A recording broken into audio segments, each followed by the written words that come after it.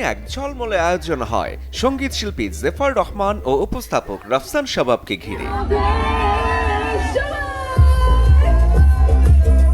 Showbiz অঙ্গনে মুহূর্তে ছড়িয়ে পড়ে খবর বিয়ে করেছেন জেফার ও রাফসান।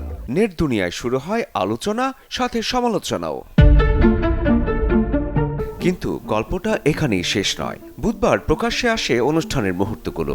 অনেকের চোখে এই তো আসল বিয়ের দিন, আর ঠিক তখনই একটি দাবি বদলে দেয় পুরো গল্প। বুধবার নয়, জেফার ও রাফসান বিয়ে করেছেন আরও আগে।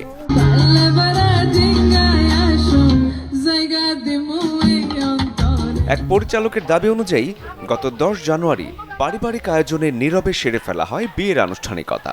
ঘরোয়া পরিবেশে হলুদ আর বিয়ের মূল পর্ব। 4 দিন পর বন্ধু, আত্মীয় ও পরিচিত মুখদের নিয়ে ঢাকার আমিন বাজারের একটি রিসোর্টে হয় বড় পরিসরের আয়োজন। সেই আয়োজনে দেখা যায় মেহজাবিন চৌধুরী, আদনান আল রাজীব, সাবিলা নূর, তাসনিয়া ফারিন, প্রীতম হাসান, শেহতাজ মুনিরা হাশেম, সুনেরা বিনতে কামাল সহ আরো অনেক তারকাকে।